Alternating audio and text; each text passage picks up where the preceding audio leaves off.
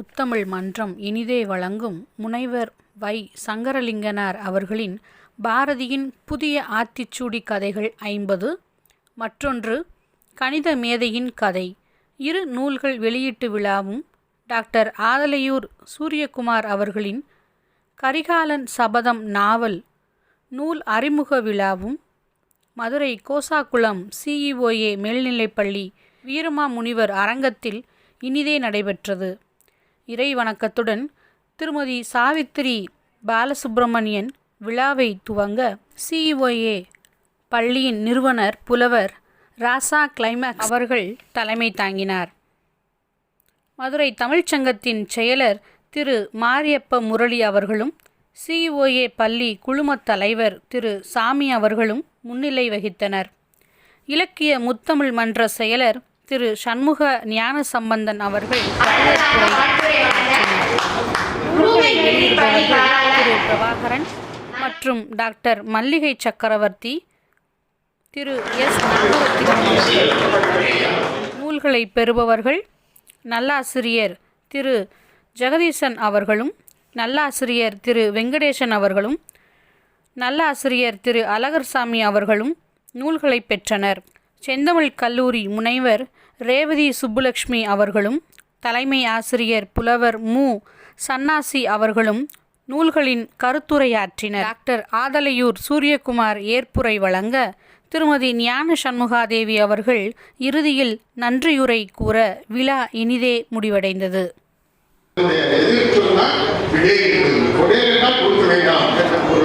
இப்படிப்பட்ட ஒரு ஆத்திச்சூடி கதையை அவர் எழுதியிருக்கிறாரு.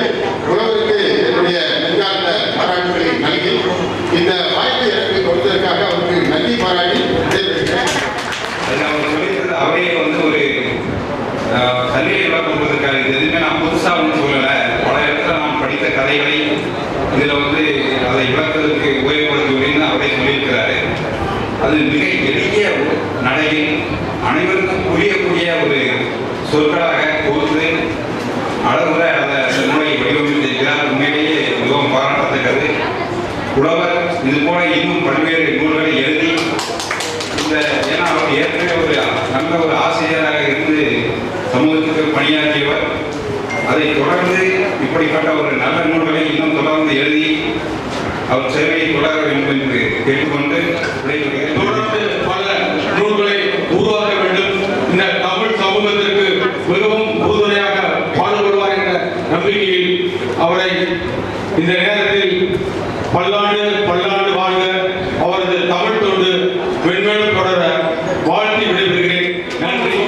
அப்படின்னு தமிழ் கணிதம் பூம்பொழுவார் அப்படிப்பட்ட தமிழ் பெருமைக்கு தமிழ் உலகம், தமிழ் மொழி, தமிழ் புலவர்கள், தமிழ் கவிஞர்கள், தமிழ் மேதைகள்லாம் இந்த உலகத்துக்கு இயக்குகின்ற அவருக்கு பசுபமாக இருக்கின்ற அவருடைய துணைவியார் அவர்களை நான் பணியோடு நான் வாழ்த்தி அவர்களிடம் அவருடைய ஆசீர்வாதத்தை நான் பெற்றுக்கொண்டு இருக்கின்ற அத்தனை பேரும் நெடுவி வாழ வேண்டும் என்று இந்த வாய்ப்புக்கு நன்றி கூறி நிறைவு செய்கின்றேன். வயதில்லை வணங்குகிறேன். எங்களது பள்ளியின் சார்பாக, எங்கள் குடும்பத்தின் சார்பாக, எங்கள் குடும்பத்தின் சார்பாக மாமாவையும் அத்தையும் வாழ்த்துறதுல நான் ரொம்ப பெருமைப்படுறேன். ரொம்ப நன்றி. இதோட உங்களுடைய சார்பாக எங்கள் பள்ளிக்கு 100 புத்தகம் ஒவ்வொன்றையும் கொடுங்க. ஆசிரியர்கள் படித்து பயன்படுத்தும். சரிதானே? ரொம்ப நன்றி. அதை நூலை தொகுத்து மட்டுமல்லாமல் இந்த வாய்ப்பினை, இந்த நூலை அச்சிடுவதற்கான வாய்ப்பினை மாற்றுத்திறனாளிகளுக்கு கொடுத்திருக்கின்றார். மாற்றுத்திறனாளிகளை ஊக்குவிக்க வேண்டும் என்பதற்காக இந்த அச்சிடும் பணியை அவர்களுக்கு வழங்கியதற்காக அவர்களுக்கு நான் நன்றியும் எல்லோருக்கும் மேலாக இந்த மக்களுக்கு சேவை செய்யணும், நிறைய புத்தகங்கள் எழுதணும், ஆராய்ச்சி செய்யணும் அப்படின்னு சொல்லி அவரை காதொலியும் குண்டலமும் கைக்கு வளையாபதியும் கருணை மார்பின் நீருடைய சிந்தாமணியும் மெல்லிடையில் மேகலையும் சிலம்பா இன்ப பூந்தாளினையும் பொன்முடியில் சூடாமணியும் ஒலியச் சூடி நீதி ஒளி செங்கோலாய் திருக்குறளை தாங்கு தமிழ் ஈடுவாழ்க. இளங்கோ முத்தமிழ் மன்றம் சார்பாக மதுரையின் அடையாளம் புலவர் சங்கரலிங்கம் ஐயா அவர்களின் நூல் வெளியீட்டு விழாவுக்கு ஏற்பாடு செய்து அற்புதமாக நடத்தி கொண்டிருக்கின்ற கல்லூரியின் நிறுவனர், இந்நிகழ்ச்சியின் தலைவர் அவர்களே, முன்னிலை வகித்துக் கொண்டிருக்கின்ற சான்றோர் பெருமக்களே, நூலை வெளியிட்டு பெருமைப்படுத்திய பெரியோர்களே, வாழ்த்துறை நல்வதற்காக வருகை தந்த தமிழ் அறிஞர் பெருமக்களே, இந்த நிகழ்ச்சிக்கு வருகை தந்து புலவர் அவரின் நட்புக்கு பெருமை சேர்த்துக் கொண்டிருக்கும் தமிழ் அறிஞர்களே, சான்றோர்களே, பட்டிமன்ற பேச்சாளர் திருநாவுக்கரசு போன்ற சகோதரரே, செந்தமிழ் கல்லூரியின் மேனாள் மாணவர் சங்கத்தின் தலைவர் அன்புக்குரிய சகோதரர் இளங்கோவர்களே, பள்ளியின் ஆசிரியர் பெருமக்களே, உங்கள் அனைவரையும் வணங்கி மகிழ்கிறேன். புலவர் சங்கரலிங்கம் ஐயா அவர்களுக்கு கோடானு கோடி நன்றியை நான் சமர்ப்பித்துக் கொள்கிறேன். காரணம், அவர் மிகச்சிறந்த தமிழ் புலவர், பல நூல்களை படைப்புகளை தமிழுக்கு கொடுத்திருக்கிறார் என்பதையெல்லாம் தாண்டி நான் நன்றி சொல்வதற்கு முதல் காரணம் என்ன தெரியுமா? கிட்டத்தட்ட 7 மாதங்களாக முடங்கி கிடந்த நம்மை எல்லாம் மீண்டும் வெளியே வர வைத்து ஒருவரோடு ஒருவர் பார்ப்பதற்கும் சந்திப்பதற்கும் தமிழ் அறிஞர்களை கண்டு மகிழ்வதற்கும் வாய்ப்பை ஏற்படுத்தி கொடுத்தார் இல்லையா? அதற்காக ஐயா அவர்களுக்கு நான் மனமார்ந்த நன்றியை தெரிவித்துக் கொள்கிறேன். இந்த மேடை ஒரு மங்களகரமான மேடை. எப்போதுமே ஒரு நிகழ்ச்சிக்கு மங்களகரமாக எல்லோரையும் அழைத்து மகிழணும்னா ஒரு தாம்பாளத்துல பூ வச்சு, பொன் வைத்து, இனிப்பு வைத்து எல்லாரையும் வரவேற்போம். பார்க்கும் போதே நமக்கு ஒரு மகிழ்ச்சி வரும், ஒரு நேர்முக எண்ணம் வரும். மேடையை பாருங்க, மேடையில பொன் இருக்கு, ஜெயபிரபா ஜுவல்லர்ஸ், பூ இருக்கு, மல்லிகை ராஜரத்னம் ஐயா, இனிப்பு இருக்கு, இனிக்கும் தமிழ் கொடுத்த பள்ளியின் நிறுவனர் ஐயா நூல் கொடுத்திருக்கார், இனிக்கும் தமிழ். அதையும் தாண்டி கல்வி இருக்கிறது, தமிழ் இருக்கிறது, மேடையே மங்களகரமாக இருக்கிறதை மகிழ்ச்சியோடு நாம் பார்த்து மகிழ்ந்து கொண்டிருக்கிறோம். அது மட்டும் இல்லாம எனக்கு கொடுத்திருக்கிற அந்த நூல், கண்துறை நல்க வேண்டும் என்று கூறியிருக்கிற நூல் பாரதியின் புதிய ஆத்திச்சூடி. புதிய ஆத்திச்சூடியின் கடவுள் வாழ்த்துல பாரதி சொல்றார், அது ஏன் எழுத குறைகிறதுக்கு முன்னோடியா ஒரு கடவுள் வாழ்த்து சொல்றார். ஆத்திச்சூடி இளம்பிறை அணிந்து மோனத்திருக்கும் முழுவன் மேனியான், கருநிறம் கொண்டு பார்க்கடல் இசை கிடப்போன், முகமது நபிக்கு மறையுள் புரிந்தோன், இயேசுவின் தந்தை என பல மதத்தினர் உணர்ந்தும் உணராது பரவிடும் பரம்பொருள் ஒன்றே என்று சொல்லி கடவுள் வாழ்த்தை கொடுத்தார் பாரதி. இந்து, சைவ மதம், வைணவ மதம், கிறிஸ்தவ மதம், இஸ்லாமிய மதம் அனைவரும் சேர்ந்து வணங்குகின்ற பரம்பொருள் ஒன்று என்று பாரதி சொன்னார். அந்த பாரதி எழுதிய புதிய ஆத்திச்சூடி கருத்துரை நல்கின்ற மேடையும் அதற்கு பொருந்தி வருவதை நம்ம பார்க்கிறோம் இல்லையா? தலைமைக்கு சிறப்பு சேர்த்துக் கொண்டிருக்கிற நாகரத்னம் ஐயா இருக்காங்க, இந்து சமயத்தை சார்ந்தவர். கிறிஸ்தவ சமயத்தை சார்ந்த ஐயா ராஜா கிளைமாக்ஸ் அவர்கள் இந்த தலைமை ஏற்று சிறப்பு சேர்த்துக் கொண்டிருக்கிறார். வாழ்த்துறை நல்வதற்காக சிறுபான்மையினரின தலைவராக இருக்கின்ற ஐயா உஸ்மான் அலி அவர்கள் வருகை தந்திருக்கிறார். அறிந்தோ அறியாமலோ மனம் சிறப்பாக இருந்தால் செயல்களில் அது பிரதிபலிக்கும் என்பதற்கு புலவர் ஐயா அவர்களின் பரந்த மனதை இந்த மேடை காட்டிக் கொண்டிருக்கிறது என்பதை மகிழ்ச்சியோடு நினைத்து பார்க்கிறேன். ஆத்திச்சூடி என்பது மிக சிறப்பான ஒரு வடிவம். சுருங்க சொல்லி விளங்க வைப்பது. எப்போதுமே நமக்கு வளவளன்னு விளக்கமா சொன்னா பிடிக்காது இல்லையா? சுருக்கமா பேசினா நல்லா இருக்கும். இந்த வகுப்புலையுமே அப்படித்தான். நாங்க மாணவர்கள் மத்தியில பழகுறோம் இல்லையா? பாடம் நடத்த போறோம்னு சொன்னா வேண்டாம்னு விட்டுறவா போறீங்க, நடத்துங்க. வளவளன்னு பேசினா பிடிக்காது, சுருக்கமா சொன்னா எல்லாருக்கும் பிடிக்கும். இதை உணர்ந்துதான் இந்த வடிவத்தை ஔவையார் முதல்ல தமிழ்ல கொடுத்தாங்க, ஆத்திச்சூடி என்ற வடிவம். இது ஒரு சிறப்பு பாருங்களேன். இது ஆங்கில வழி பள்ளியாக இருந்தாலும் பள்ளியின் நிறுவனர் ஐயா அவர்கள் இளங்கோ முத்தமிழ் மன்றம் என்று வைத்து தமிழ் வளர்க்கின்ற காரியத்தை மிக சிறப்பாக செய்து வருகிறார். அந்த மன்றத்தின் பேர் தான் பார்த்தேன், திருவள்ளுவர் மன்றம், வீரமாமுனிவர் மன்றம். என்ன அருமையான அந்த பேர்! அது மட்டும் இல்ல, உள்ள நுழைஞ்ச உடனே நம்ம தாத்தா திருவள்ளுவரினுடைய திருவுருவ சிலை. அடேங்கப்பா, தமிழ் மணக்கிற இடம்ங்கிறதுக்கு இதை விட வேற என்னையா எடுத்துக்காட்டு வேணும்? நம்ம பாவாணர் அரங்கம், எவ்வளவு அருமையான சிறப்பு இதெல்லாம். இதுல தமிழ்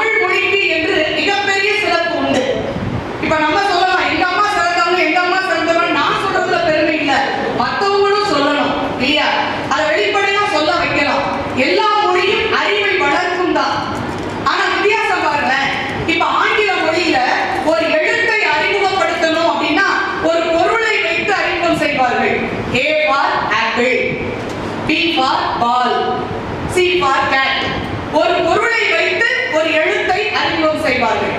ஆனால் தமிழ் மொழியில் மட்டும்தான் ஒரு எழுத்தை அறிமுகம் செய்யும் போதே ஒரு அறத்தையும் சேர்த்து அறிமுகம் செய்வது தமிழின் சிறப்பு. ஆனா அறம் செய்ய விரும்பு, ஆவன்னா ஆறுவது சினம், ஈனா இயல்வது கலவே என்று ஒரு எழுத்தை அறிமுகம் செய்யும் போதே ஒரு அறத்தையும் சேர்த்து அறிமுகம் செய்வது நம் தமிழ் மொழியின் சிறப்பு என்று பெருமிதத்தோடு நாம் நினைத்துக் கொள்ளலாம். அப்படிப்பட்ட ஒரு அற்புதமான வடிவம்.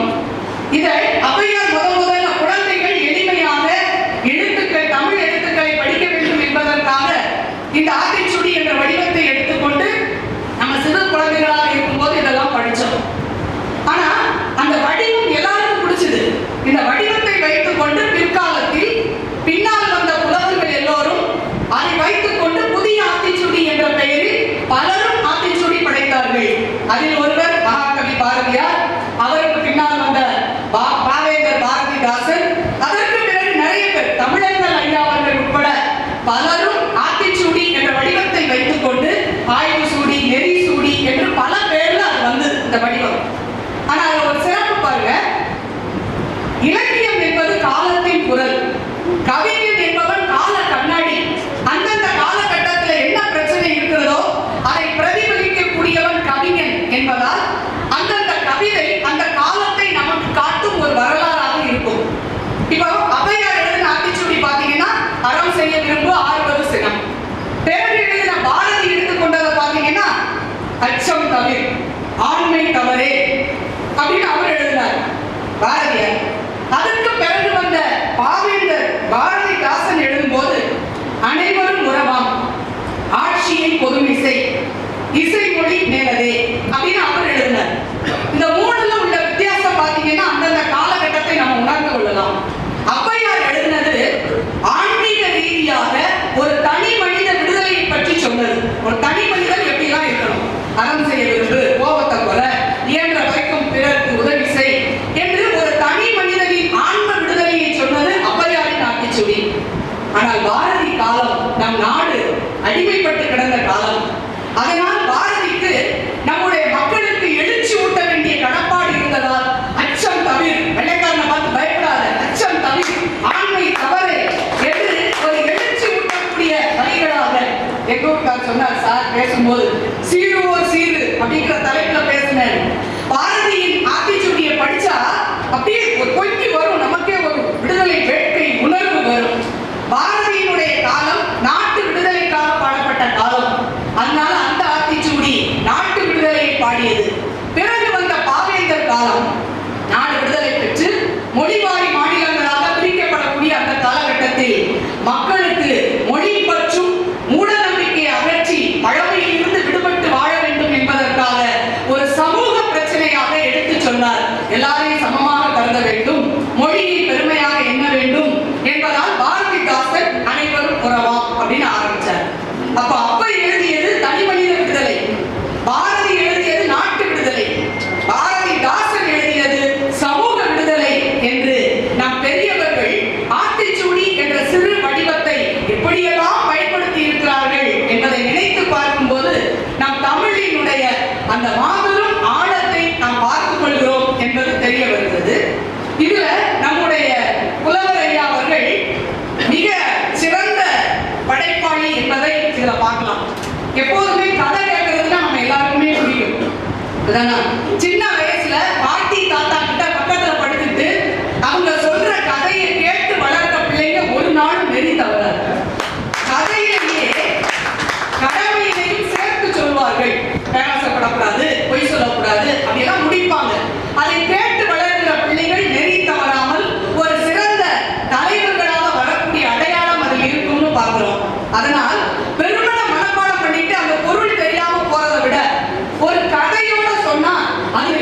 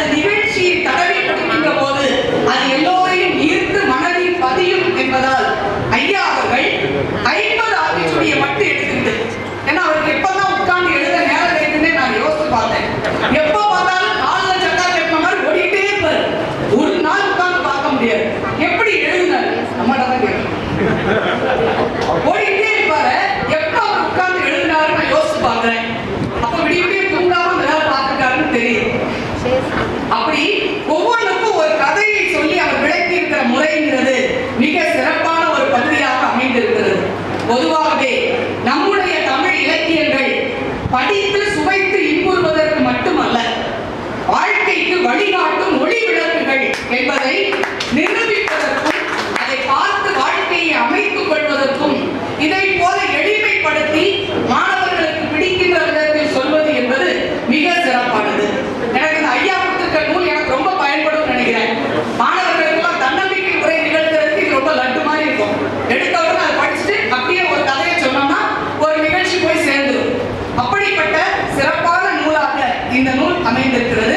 இதை ஒரு சில எடுத்துக்காட்டு மட்டும் சுவையான செய்தி மட்டும் சொல்லி விடைபெறலாம் நினைக்கிறேன். அதுல யாரையும் மதித்து வாழ் அப்படின்னு புதிய ஆத்திச்சூடியில பாரதி சொல்லியிருக்காரு. யாரையும் மதித்து வாழ், எல்லாரையும் மதிக்கணும் அப்படிங்கிறது. இதை படிக்கும் போது எனக்கு அப்படியே புலவர் தான் கண்டுக்குள்ள வந்தார். இதை செஞ்சு காட்டினவர் நம்ம ஐயா தான். சின்ன பிள்ளைகளை பார்த்தா நம்ம வணக்கமான்னு படாது புரிஞ்சிடும். நமக்கு கூச்சமா இருக்கும், ஐயோ நம்ம வணக்கம் சொல்ல கொஞ்சம் லேட் ஆயிடுச்சு. அப்படி யாரையும் மதிக்கக்கூடிய ஒரு அன்பு உள்ளத்துக்கு சொந்தக்காரர் நம்முடைய புலவர் ஐயா அவர்கள். அவர் இதுல ஒரு கதையை சொல்லி இந்த வழியை விளக்குறாரு. முதல்ல ஆரம்ப காலத்துல நம்மளுடைய ராணுவத்துல ஃபீல்டு மார்ஷல் ஜாம் மானக்ஷா என்பவர் ஃபீல்டு மார்ஷலாக இருந்த காலகட்டம் ராணுவத்துல. அப்போ ஒரு இளம் வயதை சார்ந்த ஒரு ராணுவ அதிகாரி கர்னல் அந்த பதவியில பொறுப்பேற்கிறார். சின்ன வயசுல பெரிய பதவி வந்த உடனே அவருக்கு அப்படியே ஒரு கர்வம் வருது. ஏப்பா நமக்கு எவ்வளவு பெரிய பதவி கிடைச்சிருச்சு அப்படின்னு ஒரு கர்வம் வந்தது. வந்த உடனே அந்த இளம் அதிகாரி அப்படி நடந்து போறாரு. அங்க நிறைய ராணுவ வீரர்கள் இருந்து வேலை பார்த்துட்டு இருக்கிற இடம். இவர் போகும்போது ஒரு இளைஞர், ஒரு ராணுவ வீரர் இவர் வர்றதை கவனிக்கல, உண்மையாக கவனிக்கல. அவர் வேலை பார்த்துட்டு இருந்தாரு. உடனே இவர் கோபம் வந்தது. நான் ஒரு அதிகாரி வர என்ன பார்த்த உடனே ஏன் வணக்கம் சொல்லலன்னு கேட்டார். அவர் உண்மையை ஒத்துக்கிட்டார். வெள்ளத்தையான மனுஷன். அவர் சொன்னார், ஐயா நான் நீங்க வர்றதை கவனிக்கல, அதனால நான் வணக்கம் சொல்ல மறந்துட்டேன், மன்னிச்சுக்கோங்க. அப்ப என்ன செய்யணும் தெரியுமா? நம் ராணுவ ஒழுங்கு மிக கட்டுப்பாடு கட்டுத்திட்டமானது. நீ எனக்கு ஒரு தடவை வணக்கம் சொல்லல, அதனால இன்னைக்கு 1000 முறை எனக்கு நீ வணக்கம் சொல்லணும். 1000 முறை சொல்லணும். எல்லா தடவையும் 1000 தடவை சல்யூட் பண்ணு. நம்ம பசங்க ஃபர்ஸ்ட் இயர் பிள்ளைங்க வந்து சேரும் போது கொஞ்சம் ரேங்கிங் பண்ணுவாங்க இல்லையா? 1000 தடவை வணக்கம் சொல்லு, 10 தடவை சொல்லு. அது மாதிரி அந்த ராணுவ அதிகாரி சொன்னார், 1000 முறை எனக்கு நீ இப்ப வணக்கம் சொல்லணும். அவர் என்ன பண்ணுவார்? விதியை வந்துட்டு 1000 தடவை அப்படியே சொல்லிக்கிட்டே நிற்கிறாரு, இருக்காரு. இந்த இடத்துல சாம் மானக்ஷா அந்த இவருக்காக ஃபீல்டு மார்ஷல் அவர் போனவர் இதை பார்த்தார். எதுக்கு இந்த பையன் வணக்கம் சொல்லிக்கிட்டே இருக்கான் அப்படின்னு இறங்கி வந்து என்ன நடக்குதுன்னு கேட்டார்.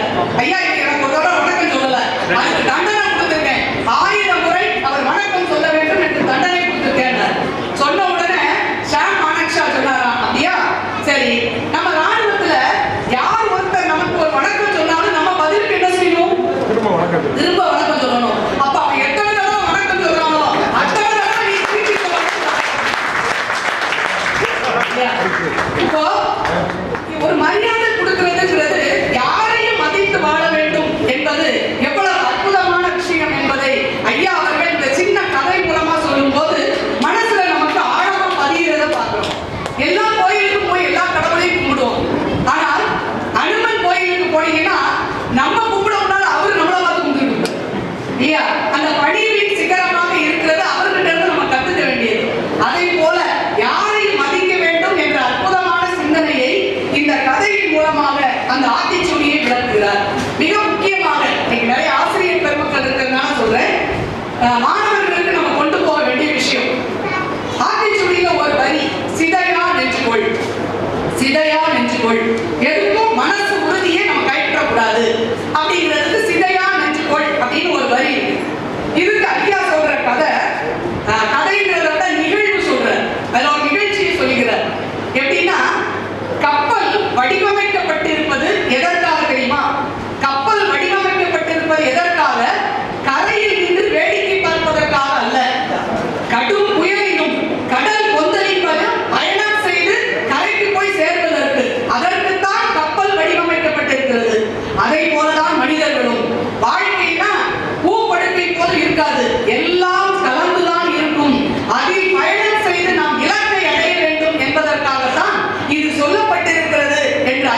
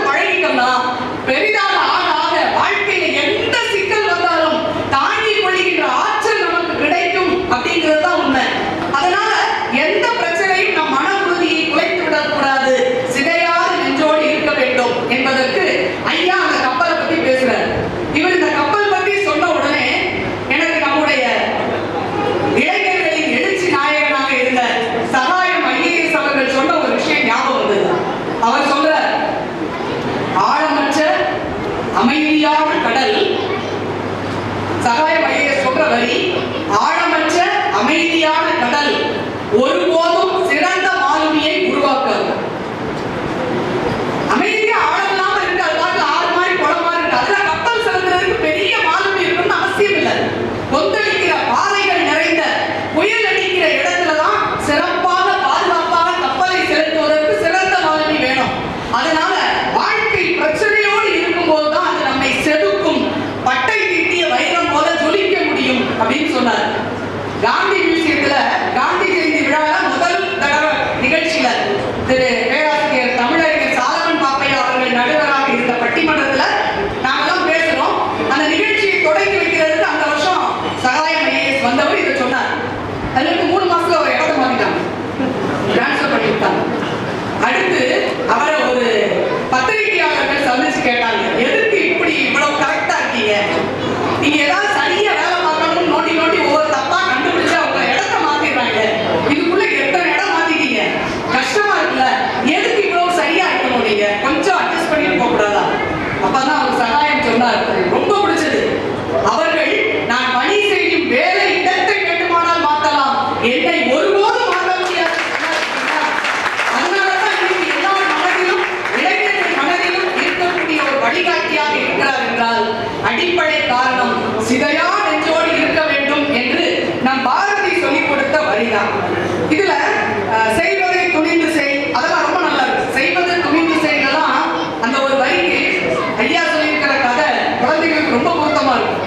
செய்வதை துணிந்து செய், எந்த காரியமாக உடனே இறங்கி செய், வர்ற வாய்ப்பு பயன்படுத்திக்கோ, கொஞ்சம் லேட் ஆச்சுனாலும் போயிடும். ரொம்ப அருமையா சொல்றாரு.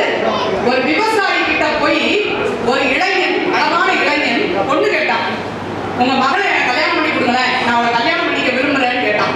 அப்ப விவசாயி அவனுக்கு ஒரு சின்ன போட்டி வச்சார்.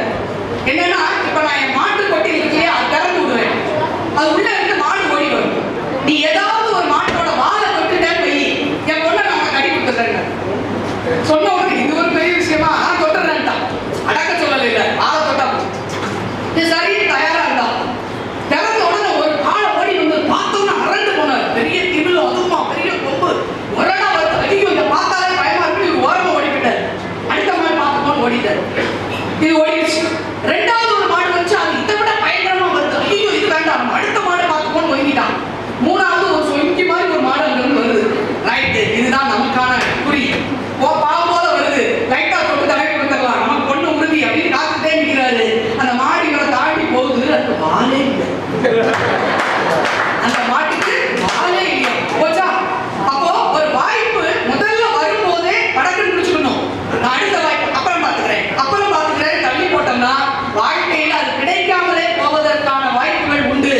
அதனால் செய்வதை துணிந்து செய்வதற்கு தயாராக இரு என்பதை அற்புதமா சொன்னாரு.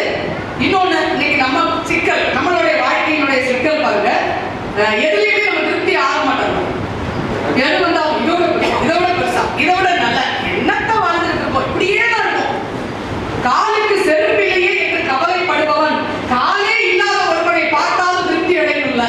ஆனா அப்படி இல்ல, வருவதை மகிழ்ந்து உண் அப்படின்னு ஒரு வரி பாரதி சொல்றார். வர்றத மகிழ்ச்சியாக ஏற்றுக்கொள் அப்படின்னு. இதுக்கு ஐயா சொல்ற கதை தான் ரொம்ப நல்லா இருந்தது. என்னவா, ஒருத்தர் எப்படியோ போறாரு, வண்டியில போறவரு, அவர் பையில இருந்து ஒரு 10 ரூபாய் கட்டு கீழே விழுந்துச்சு. அப்போ பழைய கடை 10 ரூபாய் கட்டு ஒண்ணு கீழே விழுந்துச்சான். விழுந்த உடனே அந்த கட்டுல இருந்து அந்த ரூபாய் செதறும் இல்லையா, அப்படி செதறும் போது ஒரே ஒரு 10 ரூபாய் மட்டும் தனியா பறந்து போச்சு, கட்டு எங்கேயோ விழுந்துச்சு. இந்த ஒரே ஒரு 10 ரூபாய் ஓரமா வந்துச்சா, பறந்து வரும்போது அந்த பக்கமா ஒரு ஆள் வந்தாரு, 10 ரூபாய் கீழே இருக்கிற பார்த்தாரு, யாரோ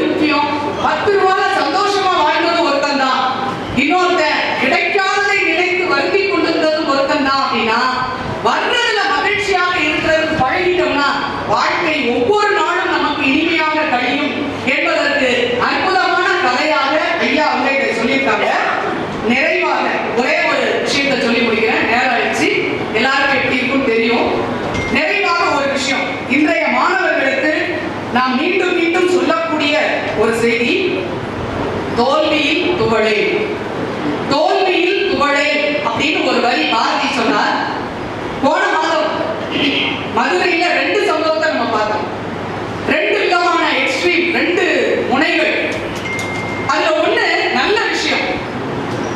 பூர்ணா சுந்தரி என்று சொல்லக்கூடிய ஒரு பெண், பார்வை திறன் குறைந்த ஒரு பெண், நம் மதுரையை சேர்ந்த பெண், IAS தேர்வை 4வது முறையாக எழுதி தேர்ச்சி பெற்று இப்போ அவங்க பயிற்சிக்காக போயிருக்காங்க. பார்வை திறன் குறைந்த பெண். அந்த பெண் அவங்க ஒரு பேட்டி கொடுக்கும் போது பேசுறாங்க. அந்த பெண் சொல்றாங்க, எனக்கு நிறைய தடவை இந்த எக்ஸாம் 4 தடவை எழுதியிருக்கேன். ஆனா அவங்க ஒரு வங்கியில வேலை பார்த்துட்டு இருக்கிறவங்க, தேர்வு பெற்று வங்கி தேர்வுல வெற்றி பெற்று வேலை பார்த்துட்டு இருக்காங்க. ஆனாலும் இந்த தேர்வு குடிமை பயிற்சிக்கான தேர்வு எழுதும் போது 4 முறை எழுதியிருக்காங்க. 4வது தடவை தான் வெற்றி. அப்போ ஒவ்வொரு முறை எழுதும் போதும் நான் ரிசல்ட் பார்ப்பேன், தேர்வு முடிவு பார்ப்பேன். அது நம்பர் வரலையா கவலைப்பட மாட்டேன். சரி, உடனே அடுத்ததுக்கு படிப்போம், அடுத்ததுக்கு தயாராகும் என்று உடனடியாக நாங்கள் படிக்க ஆரம்பித்து விடுவோம். அழுகை, கண்ணீர் என்பது எங்கள் குடும்பத்தில் கிடையவே கிடையாது என்று அந்த பெண் சொன்னார். அப்படி எனக்கு அவ்வளவு பிடிச்சது அந்த வரி. அந்த பொண்ணு சொன்னது எவ்வளவு பெரிய வாக்கியம் அது. எதுக்கு எடுத்தாலும் உடனே அழுதுட்டு உட்கார்றதா, இல்ல அடுத்தது என்னன்னு பார்ப்போம் அப்படின்னு அந்த பொண்ணு சொன்னார். ஆனால் இதே மதுரையில் தான் நாம் இன்னொரு காரியத்தையும் பார்த்தோம்.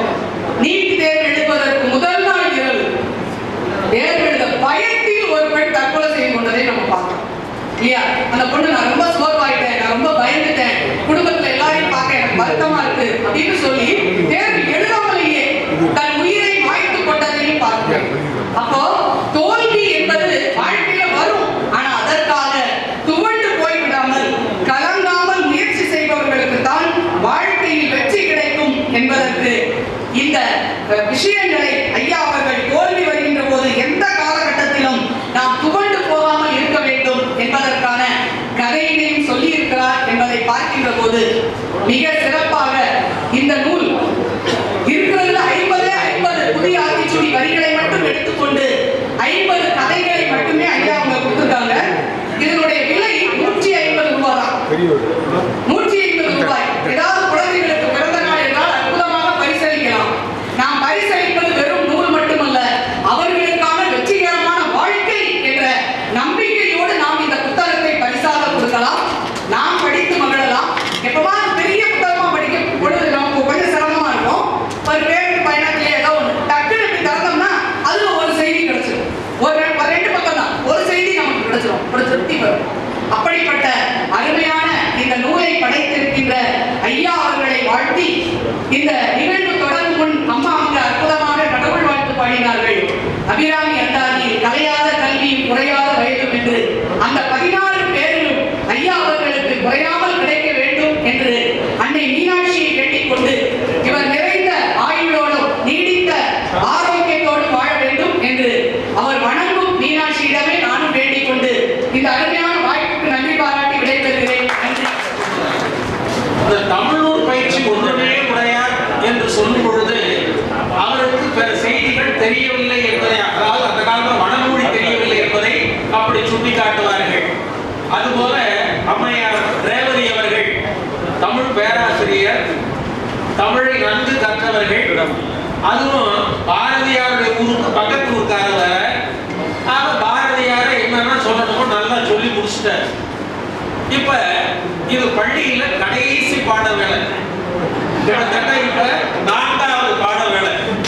ஏன்னா நான் 37 ஆண்டுகள் பாடம் நடத்தினவன். அந்த கடைசி பாட வேலையில கணக்க கொண்டு போய் சொன்னா அது எப்படி இருக்குன்னு யோசிச்சுங்க. ஆக கணக்கிலே வல்லவராக இருக்கின்ற ராமானுஜத்தை பற்றி தம்பி கணித மேதையின் கதை என்ற தலைப்பிலே தம்பி முனைவர் சங்கரலிங்கம் அவர்கள் எழுதியிருக்கிறார்கள். அதை பற்றி நிறைய சொல்ல வேண்டும் என்று ஆசைப்பட்டேன். ஆனால் இது கடைசி நேரம் என்பதனால மிக அதிகமாக சொல்லிவிட முடியாது. இங்கே ஏன் நான் ஒரு வணக்கம் கூட சொல்லவில்லை என்று சொன்னால், அங்கே இருந்து இப்படி கை காமிக்கிறார், அப்பா 10 நிமிஷம்ப்பா அப்படின்ற. ஆகையினால இங்கே தலைவர் உள்ளிட்ட அனைவரையும் ஒரு சேர வணங்கி நான் என்னுடைய இந்த கணித மேதையின் கதை என்ற அந்த தலைப்புக்குள்ளே செல்லலாம் என்று விரும்புகிறேன். அதாவது எனக்கு ராமானுஜம் ஐயா அவர்களை பற்றி, அதாவது கணித மேதை ராமானுஜத்தை பற்றி என்ன ஒரு சிந்தனை இருக்கும் என்று சொன்னால்,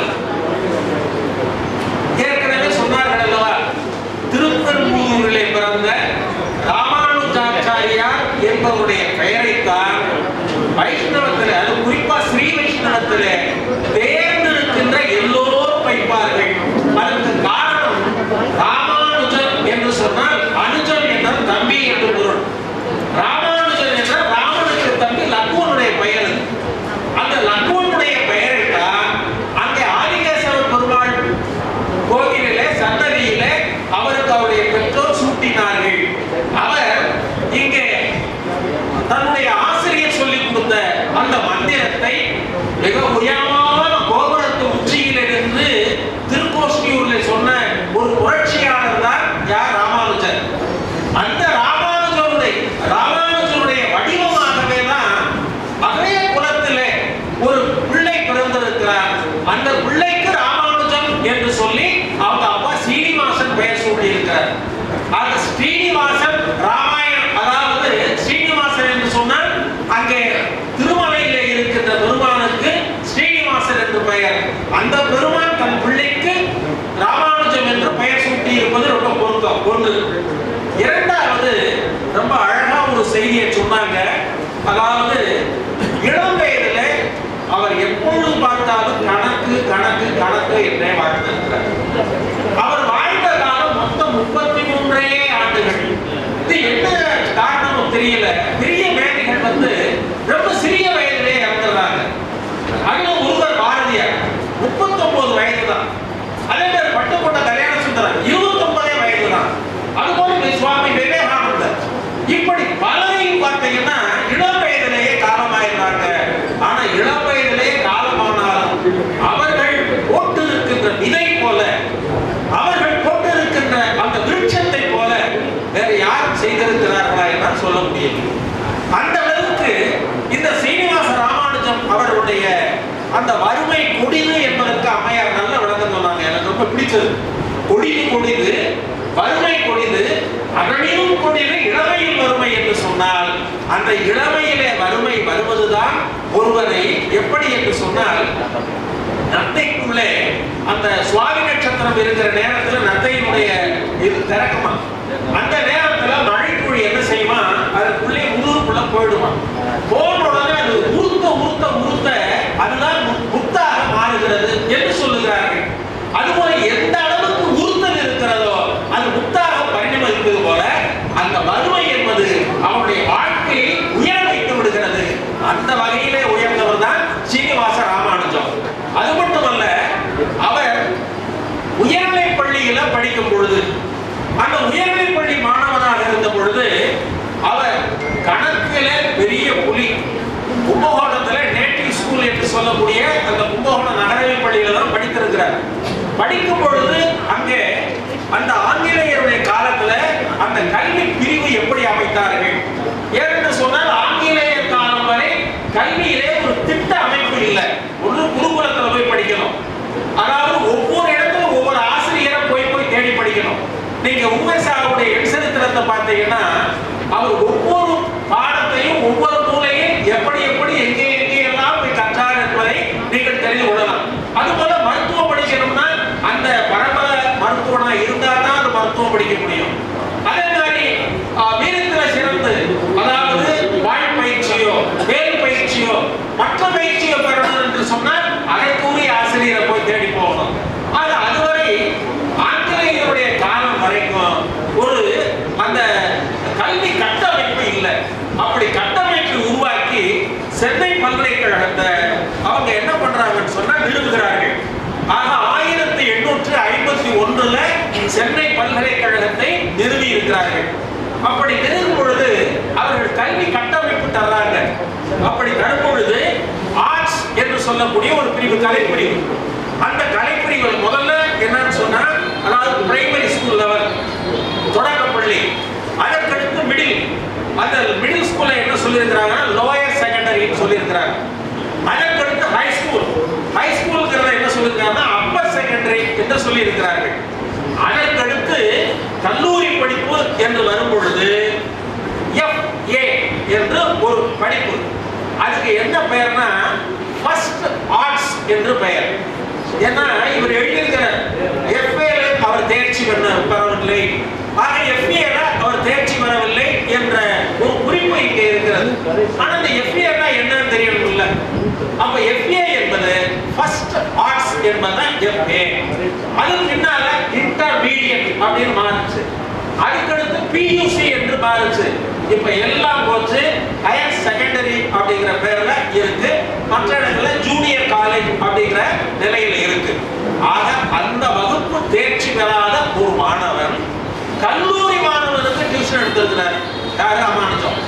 அப்ப கல்லூரி மாணவர்களுக்கு டியூஷன் எடுக்கிற அளவுக்கு அவர் சிறந்திருக்கிறார் என்றால் அவருக்கு இயற்கையாகவே அந்த புலமை இருந்திருக்கிறது. இங்க எல்லாம் நம்ம ஐயாவை துணைக்கு கூப்பிடணும். யார? வள்ளுவரை. எப்படி என்று சொன்னால், ஒருமை கண் தாம் கற்ற கல்வி ஒருவருக்கு எழுமையும் உடைத்துன்னு சொன்னார். ஆக கல்வி கற்பதிலே ஒரு பிறப்பிலே ஒருவனாலே கல்வி கற்க முடியாது. ஆக கொஞ்சம் கொஞ்சமாக ஒவ்வொரு பிறப்பிலும் கற்று கற்று வந்து அநேகமா ராமானுஜத்துக்கு அது 7வது பிறப்பா இருந்திருக்க முடியும். அந்த 7வது பிறப்பிலே கல்வி கற்றதனாலேதான் அவனால் பல்வேறு விதமான தேற்றங்கள், பல்வேறு விதமான ரைடர்கள் எல்லாம் அந்த கணக்கு புதிர்களை அங்கே இருக்கக்கூடிய ஹார்டி என்று சொல்லக்கூடிய அந்த பேராசிரியர் வியக்கின்ற வண்ணம் அவர் செய்திருக்கிறார். அது மட்டுமல்ல, அவருடைய செயல்ல என்ன ஒரு பெரிய சிறப்பு என்று சொல்லும் பொழுது இங்க இந்த நூல்ல உள்ள ஒரு செய்தியை குறிப்பிட விரும்புகிறேன். இந்த நூல்ல ஒரு செய்தியை சொல்றார். சுவாமி விவேகானந்தர் எப்படி இளமையிலே ஒரு அச்சம் இல்லாமல் இருந்தாரோ அதே போலவே இவர் அச்சம் இல்லாமல் இருந்தார் ஒரு செய்தி கொடுக்கிறார். அது எனக்கு ரொம்ப பிடித்தமா இருந்தது.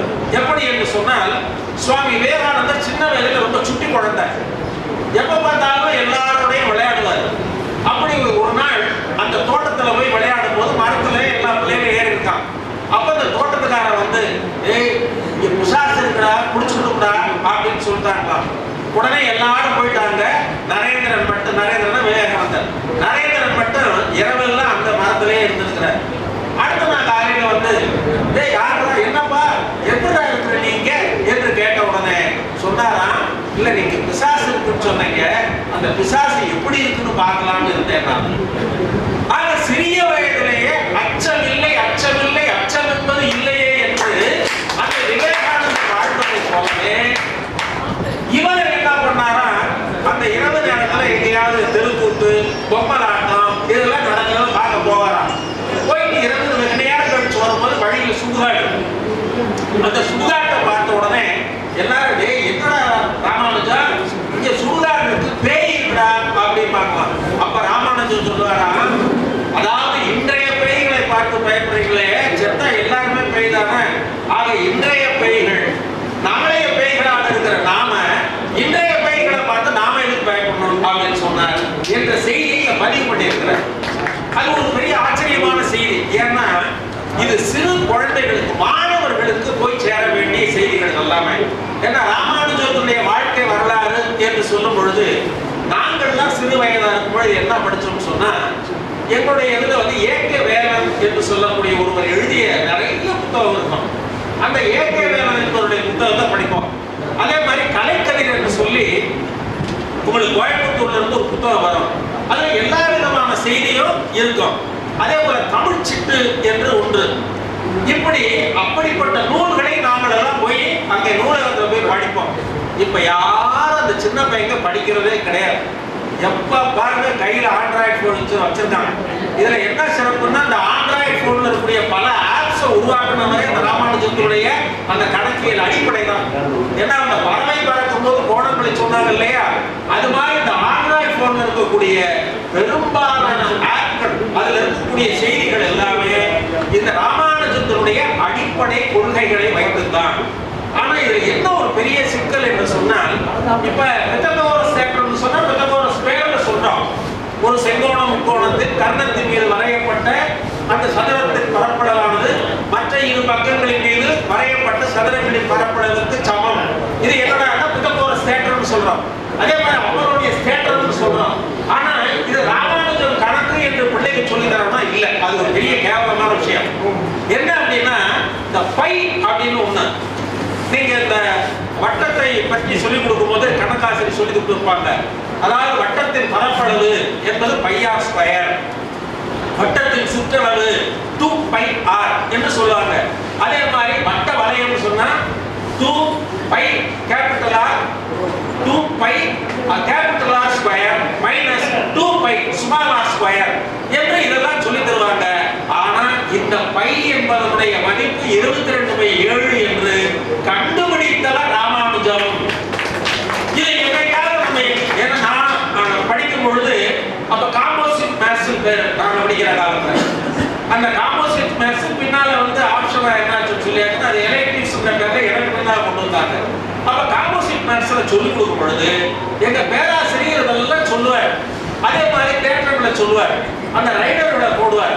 அப்படி சொல்லும் பொழுது இது ராமானுஜத்தினுடைய தேட்டம், இது ராமானுஜத்தினுடைய ரைடர் என்று சொல்லக்கூடிய பழக்கம் இல்லை என்பது ஒரு வேதனைக்குரிய விஷயம். ஆகையினால இன்றைய கணக்காசிரியர்களாவது இந்த ராமானுஜ ஆயிரக்கணக்கான தேற்றங்களை சொல்லி அது வெளிநாடுகள்ல சொல்லிட்டு உட்கார்ந்திருக்காங்க. அந்த வெளிநாடுகள்ல எல்லாரும் மிக புகழாக பேசிக் கொண்டிருக்கிறார்கள். ஆனால் நாம் அதை பற்றி பேசுவதில்லை என்பது ஒரு வருத்தமான விஷயம். அடுத்து 1909 அவர் ஒரு திருமணம் செய்து விட்டாங்க. அந்த அம்மாவுக்கு பேரு ஜானகின்னு பேரு. அடுத்து சென்னையில வேலை தேடி போறார். வேலை தேடினா அவருக்கு ஒண்ணும் கிடைக்கல. அப்படிப்பட்ட சூழ்நிலை டியூஷன் எடுக்கிறார். அதுக்கடுத்து என்ன பண்றாருன்னு சொன்னா ஃபோர்த் டெஸ்ட்ல ஒரு பரிந்துரையின் பேர்ல ஒரு கலெக்டருடைய பரிந்துரை பேர்ல அந்த வேலை கிடைக்கும். கிளார்க்கா தான் இருக்கிறார். அங்கே இருந்ததுதான் அவருடைய வாழ்க்கையில பெரிய உச்சம். அங்கே இருக்கும் போது அந்த ஃபோர்த் டெஸ்டுடைய தலைவர் என்ன பண்றாருன்னா ஒரு நாள் குறிப்பு எழுதும் போது ஒரு கணக்கு குறிப்பு அதுல போகுது. உடனே கூப்பிட்டு அனுப்பிச்சா கடைசியில என்னன்னா ராமானுஜனுடைய கணக்கு மேன்மையை தெரிந்து உடனே அவர் என்ன செய்யறார், நீ கேம்பிரிட்ஜ் யூனிவர்சிட்டிக்கு போ, அங்க போய் ஆராய்ச்சி செய்ய வேண்டும் அப்படின்னு சொல்லும் பொழுதுதான் இங்கே மரபா அல்லது திறமையா என்று ஒரு பெரிய போட்டி வருகிறது. என்ன மரபு என்று சொன்னா பிராமணர்களாக பிறந்தவர்கள் கடல் கடந்து போகக்கூடாதுன்னு ஒரு சட்டம் வச்சிருக்காங்க. இதுல அவர்களுடைய இடத்துல ஆக இவரோ பிராமணர், ஆகையினால ஒரு கடல் கடந்து போக முடியாது. அப்படி போக முடியாத சூழ்நிலையில என்ன ஆகுது அப்படின்னு சொன்னா, இல்லப்பா நீ போனாதான் உன்னுடைய உலகத்துக்கு பயன்படும் என்று சொல்லும் பொழுது என்னுடைய குலதெய்வத்தின் உத்தரவு கிடைத்தால் நான் போகிறேன் என்று சொல்லி இவர் உடனே நேர நாமக்கல் போய் அங்கே இருக்கின்ற அவருடைய குலதெய்வத்தை வேண்டுகிறார். அப்பொழுது குலதெய்வத்துடைய உத்தரவு அவருக்கு கிடைக்கிறது. அன்றைக்கு அவங்க அம்மா கனவுலையும் குலதெய்வம் வந்து தோன்றி காட்சியளிக்கிறார். உடனே உத்தரவு கிடைக்கும். உடனே இன்றைக்கு எங்களுடைய குலதெய்வத்தின் உத்தரவு கிடைக்கிறது, எனவே நான் செல்கிறேன் என்று சொல்லி அந்த காலத்துல எல்லாம் ஏரோப்ளேன் போற வசதி எல்லாம் இல்லை, கப்பல்ல தான் போறார். போகும் பொழுதே அங்க பல்வேறு விதமான இன்னல், அந்த இன்னல்களின் நேரத்தில் அங்கே இருக்கக்கூடிய மருத்துவர்கள், அடுத்து மாலுமி ஒரு பெரிய கணித மேதை அவர். இப்படிப்பட்ட ஒரு கணித மேதை நம்முடைய கப்பல்ல பயணம் செய்கிறார் சொன்ன உடனே அவருக்கு ஏகப்பட்ட உதவி பண்றார். பண்ணி கடைசியில் அங்க வரவேற்பு நடக்கிறது. அங்க லண்டன் மாநகரத்துல அங்க போய் சேர்ந்து அந்த பல்கலைக்கழகத்துல ஏறத்தாழ் ஒரு 4 ஆண்டுகள் அங்கே இருந்து ஆயிரக்கணக்கான தேற்றங்களை உருவாக்கி பல்வேறு விதமான புதிர்களை அங்கே விடுவித்து அங்கே இருக்கின்ற அத்துணை பேரையும் கவர்கிறார். ஒரு நாள் என்ன பண்ணியிருக்கிறார்னா, ஏதோ வீட்டு நினைப்பிலே என்னமோ என்ன தெரியல. ஏன்னா பெரிய மேதைகளுக்கு சில நேரத்துல ஒரு மாதிரி ஒரு மனசு கஷ்டமா இருக்கும். ஆகையினால இவர் என்ன பண்ணிருக்காரு, தண்டவாளத்துல போய் உட்கார்ந்து இருக்கிறார். முடிச்சிடலாம், தண்டவாளத்துல தான் முடிச்சிடறாரு. 12:15 1 மணி ஆகல. ரயில் தண்டவாளத்துல போய் உட்கார்ந்து இருக்கிறார். அப்படி உட்கார்ந்த உடனே என்ன ஆச்சு அப்படின்னு சொன்னா, அது அந்த நாட்டு சட்டப்படி மிகப்பெரிய கடுமையான தண்டனைக்குரிய குற்றம். இவர் உட்கார்ந்து இருக்கிறார். போனா என்ன ஆச்சு அப்படின்னு சொல்லியாச்சுன்னா அவரை கூப்பிட்டு வர்றாங்க. ஆனா எல்லோருக்கும் தெரிகிறது, உடனே ஆடின்னு சொல்லக்கூடிய அந்த பேராசிரியர் வந்து, யா என்ன ஒரு தவறு செய்வதற்கு வாய்ப்பு இல்லை, இல்லையா எங்களுடைய நாட்டு சட்டப்படி தண்டனை கொடுத்தாக வேண்டும் என்ற நிலை இருக்கிறது. ஆனா அன்றைக்கு அதிர்ஷ்டவசமா என்னன்னு சொன்னா, தானியங்கி கதவுகள் இருக்கக்கூடிய ஒரு ட்ரெயின் அது. அதுல ஒரு கம்பார்ட்மெண்ட்ல என்ன ஆகலன்னு சொல்லியாச்சுன்னா அந்த கதவு மூடல. அப்ப அந்த ரயில்வே டிபார்ட்மெண்ட் மேலேயே ஒரு பிரச்சனை வந்துருச்சு. ஆக உங்க ரயில்வே டிபார்ட்மெண்ட்ல இப்படி ஒரு குறை இருக்கும் பொழுது நீங்க இப்படி இவரை நடத்துவது தவறு என்று சொல்லி அவரை விடுவித்த செய்தியும் இங்கே இருக்கிறது.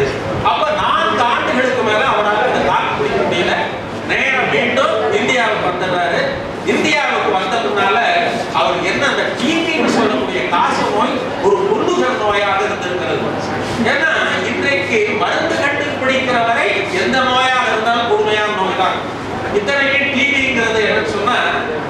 வைரஸ் நோய் இல்லை, அது வந்து பாக்டீரியல் நோய் தான். அந்த பாக்டீரியல் நோயா இருந்தாலும் அந்த இருக்கக்கூடிய பாக்டீரியாவில் மேல வந்து ஒரு தோல் மாதிரி இருக்குமா, ஆக உள்ள இருக்கக்கூடிய அந்த பாக்டீரியா இருந்தாலும் மேலே இருக்கிற தோல் மாதிரி இருக்கக்கூடியது துன்புறுத்துமா. ஆக டிபிக்கு என்ன பண்ணிட்டாங்கன்னா நிறைய மருந்து கண்டுபிடிச்சதுனால இப்ப டிபியே கிட்டத்தட்ட ஒழிச்சாச்சு. அதே மாதிரி மலேரியா நோய் கிட்டத்தட்ட ஒழிச்சாச்சு. இப்ப நமக்கு புதுசா வந்திருக்கக்கூடிய நோய் இருக்குங்களே இந்த COVID-19, அதையும் மிக விரைவாக ஒழிப்பதற்கு இறைவன் பாதுகாக்கிறார். புரியா எப்பொழுதுமே இறைவன் எல்லா காலத்திலையும் சோதித்து விட மாட்டான். அடுத்து இங்கே இந்திய நாட்டு பொறுத்தல பாஸ்கரர், அது அடுத்து அதுபோல ஆரியப்பட்டர், இவர்களெல்லாம் பெரிய கணித மேதைகளாக இருந்திருக்காங்க. சரி, தமிழன் அப்படி இல்லையா? தமிழனை போல எண்களில் உச்சம் தொட்டவர்கள் யாருமே இல்லைங்க. வெள்ளம், ஐ, ஆம்பல் என்று சொல்லக்கூடிய பேரட்கள் இருக்கிறது. அதே மாதிரி கீழே பார்த்தீங்கன்னு சொன்னா மாகாணி, அதுக்கடுத்து 332 அதுக்கு ஒரு பேரு, கடைசியில இம்மி, தும்மி, கடைசியில அணு என்பது வரைக்கும் கீழ்வாய் இலக்கம். மேல்வாய் இலக்கம் உச்சம் தொட்டவன் தமிழன், அதுபோல கீழ்வாய் இலக்கத்திலேயே உச்சம் தொட்டவன் தமிழன். ஆக தமிழனை போல கணித அறிவு யாருக்கும் இல்லை. அதே மாதிரி ஒவ்வொன்றை அளப்பதற்கும் உள்ளது. பொண்ணை அளக்கணுமா கழஞ்சு, மஞ்சாடி அப்படின்னு அதுக்கு பேர் வச்சிருக்கிறேன். அதுக்கு அதுவே சாம்பு உணரம். அந்த பொண்ணுல உரசி பார்த்தோன்னே இது சாம்பு உணரம்ன்ற பொண்ணு, இது அந்த இந்த காலம் வாய்ந்தது 22 கேரட் 24 கேரட் சொல்றாங்க. அந்த காலத்துல தங்கத்திலேயே அவர்கள் உரசி பார்த்ததுக்கு கட்டளை கட்டுக்கு பெருமைக்கும் ஏழை சிறுமைக்கும் தத்தம் கருணமே கட்டளைக்கல் என்று சொல்லுவார் வள்ளுவர். அந்த கட்டளைக்கல்லை வைத்து நம்முடைய எதிரம் பார்த்திருந்தார். ஆக கணக்கில் மிக வல்லவர். அதே மாதிரி ரோமாபுரியில் இருந்தோம், கிரேக்கத்தில் இருந்தோம், இங்க வந்து மிக வியாபாரம் செய்திருக்கிறார்.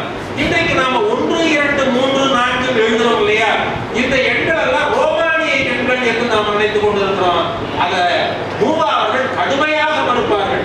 இல்லை, இவை முழுமையுமே தமிழ் எழுத்து வடிவங்கள். அந்த தமிழ் எழுத்து வடிவங்களை நாம் தவறாக ரோமானிய எண்கள் என்று சொல்லிக் கொண்டிருக்கிறோம் என்று ஆதாரபூர்வமா எழுதியிருக்கிறார். ஆகையினால இந்த எண்கள், அது மாதிரி வானவியல், இந்த வானவியல்ல இந்த சூரியன் என்று சொல்லக்கூடிய கோளை மையமாக வைத்து மற்றைய கோள்கள் இயங்குகின்ற தன்மையை மிக எளிமையாக நம்முடைய பெரியவர்கள் சொல்லி இருக்கிறார்கள். அதில் சொல்லும் பொழுது ஒரே ஒரு செய்தி மட்டும் சொல்லி நிறைவு செய்கிறேன். ஞானசம்பந்த பெருமானும் நாவுக்கரசு பெருமானும் வேதாரண்யத்தில் இருக்கிறாங்க. அப்ப இருக்கும் பொழுது இந்த பாண்டிய நாட்டிலே மங்கையர்க்கரசி தேவியார், அவருடைய கணவர் குலச்சிறையார். இந்த குலச்சிறையார் வந்து அவருடைய மந்திரி குலச்சிறையார், அவருடைய கணவர் வந்து கூன்பாண்டியன். அந்த கூன்பாண்டியன் சமண சமயத்தை சார்ந்ததுனால சைவர்களை எல்லாம் ரொம்ப கொடுமைப்படுத்துகிறாங்கிற ஒரு சூழ்நிலை. அதுல ஒரு குறிப்பு இருக்கிறது. சமணம் என்று சொன்னால் கடவுள் மறுப்பு கொள்கை, சைவம் என்பது கடவுள் ஏற்பு கொள்கை. இந்த அடிப்படையில வேறுபாடு வருது. அப்ப உடனே என்ன செய்யறாங்க, ஞானசம்பந்தரை வைத்து நீங்க இருந்து தூதனம் பண்ண உடனே அப்ப அப்பர் சொல்லுகிறார், நாவுக்கரசர் பிள்ளாய் கோளும் நாளும் சரியில்லை அப்படின்னு சொல்றாரு. அப்ப கோளும் நாளும் சரியில்லை என்று சொன்னால் மேலே இருக்கின்ற கோள்களை அந்த காலத்திலேயே ஆராய்ந்தவர்கள் தமிழர்கள் என்பதை நாம் புரிந்து கொள்ள வேண்டும். ஏன்னா திருவாசகத்துல சொல்லுவார், அண்டப்பகுதியில் உண்டை பறக்கம் அளப்பெரும் தன்மை வளர்ப்பெரும் காட்சி ஒன்றொன்று நின்று எழிற்பகரை 100 கோடியில் மேற்பட விரிந்தன என்று சொல்லி ஆராய்ச்சி பண்றார். அதே மாதிரி நிற்பன நெறி நடப்பன நடாய் என்று சொல்லக்கூடிய இந்த பின்னாலே வந்து அறிவியல் அறிஞர்கள் சொல்லக்கூடிய செய்தியை மாணிக்க வாசகர் சொல்லி இருக்கிறார். அதாவது இயக்க விதிமுறையை சொல்லி இருக்கிறார். ஆக இப்படியெல்லாம் நாம் சிந்தித்து பார்க்கும்போது ஔவையார் கூட ஆழ அமுக்கி ஒதுக்கினும் நாழி உகவாத நானாழியில் பாஸ்கர் விதியை அங்கே சொல்லி இருக்கிறார் என்று பார்க்கலாம். ஆக தமிழர்கள் அறிவியல்ல மேம்பட்டு தான் இருந்தார்கள், அதை சொல்லுவதற்கு நாதி இல்லை. ஆகையினால இந்த ஒரு ராமானுஜத்தை நாம் சொல்லுகிறோம். ஆக இந்த ராமானுஜத்தையும் நாம் மறந்துவிட்டால் நம்முடைய பிள்ளைகள் கணிதமே வல்லவர்களாக ஆக முடியாது. ஆகையினாலே கணிதத்திலே வல்லவர்கள் என்று சொன்னாலே அவர்கள் மற்ற பாடங்களிலும் சிறப்பாக இருப்பார்கள். ஆக இவர் கணிதத்தையே வேகமாக பார்த்ததனாலே கணிதமே தன்னுடைய வாழ்க்கையாக இருந்தார். கடைசியில இவருடைய சிறப்பு என்ன என்று சொன்னால் அந்த கோள்களை ஆராய்கிற தன்மை மட்டுமல்ல, இவர் ஜோதிடத்தை நம்பி இருக்கிறார். ஆகையினால்தான் என்ன சொல்லியிருக்கிறார், இங்க புத்தகத்தில் உள்ளதுதான், நான் 33 வயதுக்கு மேலே வாழ மாட்டேன், ஆக எனக்கு காலம் 33ஓடு முடிகிறது என்று முன்னாலேயே சொல்லி இருக்கிறார் ராமானுஜம். என்ன காரணம் என்று சொன்னால், நம்முடைய கணக்கு அமைப்புல சரியா பண்ணியிருக்காங்க. இன்னைக்கு பஞ்சாங்கம்ல ஏதோ வேடிக்கை நினைக்காது. அதுல இருக்கக்கூடிய அந்த நாள் 27 நட்சத்திரங்கள், 27 நட்சத்திரங்களோட பிரதமை, துவிதியை, திருதியை, சதுர்த்தி, பஞ்சமி, சஷ்டி, சப்தமி, அஷ்டமி, நவமி, தசமி, ஏகாதசி, துவாதசி, திரையோதசி, சதுர்த்தசி, அமாவாசை அல்லது பௌர்ணமி என்று அவர் திரிய சரியா கணக்கிட்டிருக்காங்க. அதுபோல நட்சத்திரங்களை சரியாக கணக்கிட்டிருக்காங்க. அதே மாதிரி ராசிகளை சரியாக கணக்கிட்டிருக்கிறார்கள். இது எல்லாமே கணக்கு. ஆகையினாலேதான் கணியன் பூக்குன்றனார் என்ற பெயருக்கு காரணமே அவன் ஒரு கணித மேதை. அதே மாதிரி பக்குடுக்கை நன்கடியாமல் இருக்கிற அவரும் ஒரு பெரிய கணித மேதை. கணித மேதைகள் சங்க காலத்திலே இருந்து இன்றைக்கு வரை தொடர்ந்த கணித மேதைகள் இருந்து கொண்டே இருக்கிறார்கள். ஆக சிறு வயதிலே 100 எண்ணுக்குள்ளே இருக்கக்கூடிய பகாயங்களை சொல்ல தவிக்கின்ற மாணவர் பருவத்திலே இவர் கோடி வரை இருக்கக்கூடிய பகாயங்களை சொல்லி இருக்கிறார். ஆகையினால இந்த நூலை பொறுத்தளவிலே யாருக்கு பயன்படும் என்று சொன்னால், கணித ஆசிரியர்களே தயவு செய்து இருப்பீங்க, நீங்கள் உங்கள் குழந்தைகளுக்கு சொல்லும் பொழுது இந்த வாழ்க்கை வரலாற்றை சொல்லுவதோடு இவர் சொல்லி இருக்கக்கூடிய சில தேற்றங்கள், இவர் சொல்லி இருக்கக்கூடிய சில முக்கியமான எண்கள், இவற்றையெல்லாம் நினைவுபடுத்தி நீங்கள் ராமானுஜத்தை கணக்கிலே பின்பற்றினால் உங்களுக்கு எல்லாமே கணக்காக வரும். ஆக கணக்கு என்பது பாரதியை பொறுத்தவரை என்ன அவங்க சொன்னாங்க, பாரதியை பொறுத்தவரை கணக்குங்கிறது அவருக்கு பெரிய பிணக்கு. ஆகையினால அவர் கணக்கை விட்டு கொடுக்க தமிழிலேயே ஈடுபட்டார். ஆனால் இந்த ராமானுஜம் அது மொழி பாடத்தை விட்டுட்டு கணக்கிலேயே போயிட்டார். ஆக இதுலயே 2 பேருக்கு ஒரு வித்தியாசம் இருக்கு. அந்த வித்தியாசத்தை வித்தியாசமா படைத்த தம்பி சங்கரலிங்கம் பல்லாண்டு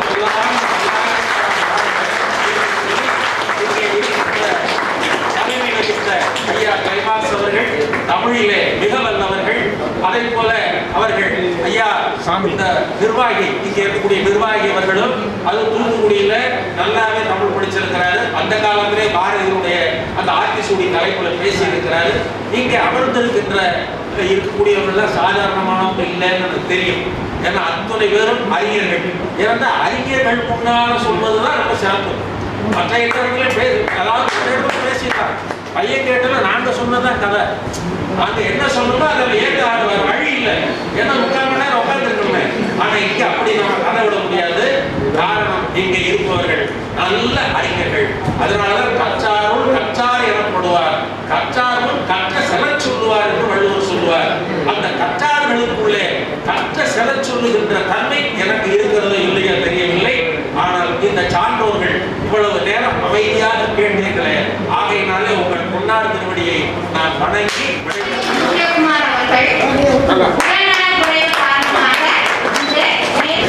ஆனால் இந்த கனவு காணுவது அப்படின்றது ஒரு சுலபமான காரியம் அல்ல.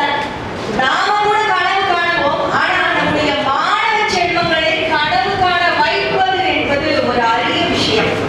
ஆனால் அந்த அரிய விஷயத்தை தினந்தோறும் பள்ளிக்கூடங்களில் சொல்லிக் கொடுக்கக்கூடிய மிகப்பெரிய பொறுப்பினை ஏற்றிருக்கக்கூடியவர்கள் நம்முடைய மதிப்புக்கும் மரியாதைக்கும் உரிய ஆசிரியர் பெருமக்கள். அந்த ஆசிரியர்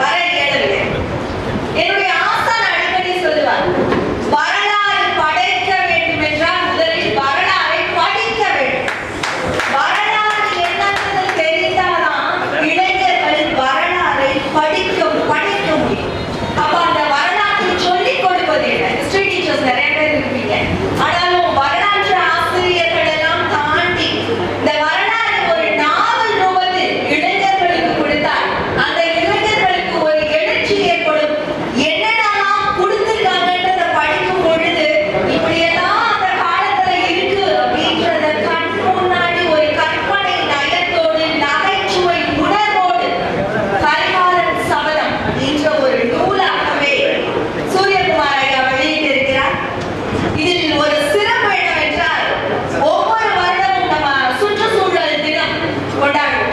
அப்படி சுற்றுச்சூழல் தினம் கொண்டாடும் பொழுது ஒவ்வொரு வருடத்திற்கும் ஒரு தலைப்பு கொடுப்பார்கள். இந்த வருடத்துடைய தலைப்பு பல்லுயிர் பாதுகாத்தல். பல்லுயிரை பாதுகாத்தல் எப்படி, வளங்களை பாதுகாப்பது எப்படி அப்படின்ற எல்லா விஷயங்களையும் கற்பனை நயத்தோடு நம்ம மனசுக்குள்ள படிக்கும் பொழுது ஒரு 7 படம் போட்ட மாதிரி ஓட்டி காட்டக்கூடிய எளிமையான வார்த்தைகளை பயன்படுத்தி ஐயா இந்த நூலை எழுதி நமக்காக சமர்ப்பித்திருக்கிறார்.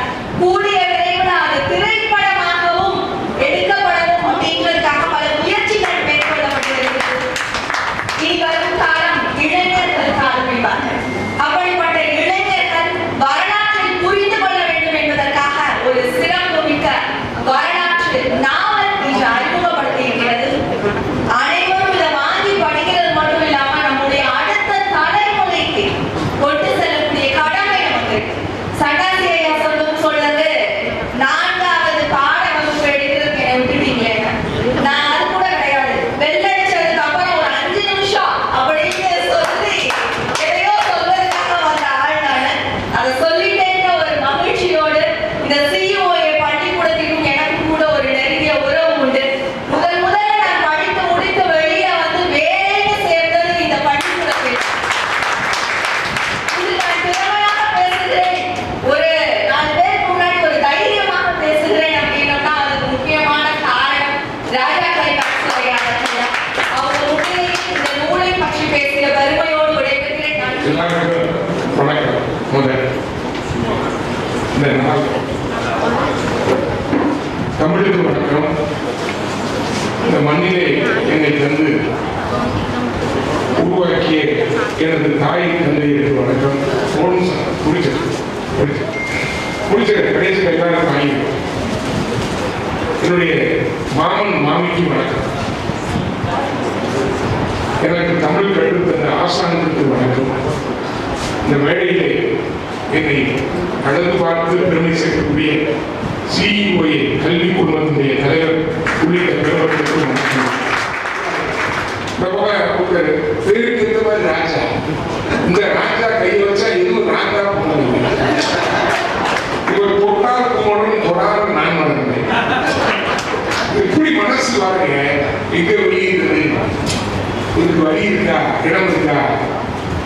நம்ம கேட்ட குழந்தையில போய் அரங்கம்லாம் தர முடியாது, மேல எடுத்துக்கீங்க, ஒரு நிமிஷத்துல வெளியிட்டு போயிருக்கு அப்படின்னா, ஒரு நிமிஷத்துல வெளியிட முடியாதுங்க. நான் கொஞ்ச நேரம் எல்லாரையும் கூப்பிடுறேன். இன்னும் போயிட்டு வாங்க. இப்பதான் 5 லட்சம் சொல்றேன். சொன்ன சொல்லி நோ, நான் சொல்லிட்டேன் நன்றி வணக்கம். அப்ப கூட அவருக்கு அந்த நன்றியை சொன்னேன். அவரு சொல்லிட்டாரு அப்படின்னு கேட்டேன். இளம்போ முத்தமிழ் மன்றத்திலிருந்து வெளியிட்டு வந்து இளம்போ முத்தமிழ் மன்றத்தை தந்த எங்கள் அன்புக்குரியவர் ஐயா வானொலி நிலையத்தினுடைய மூத்த அறிவி சொல்லி எனது மகள் ஞான சமுதாரி என்ற ஒளிவொலி அப்புறம் ரொம்ப அருமையாக பெருமை செய்கிற எங்கள் சிஇஓ கல்வி குடும்பத்தை சார்ந்த பெருமக்கள் அனைவரும்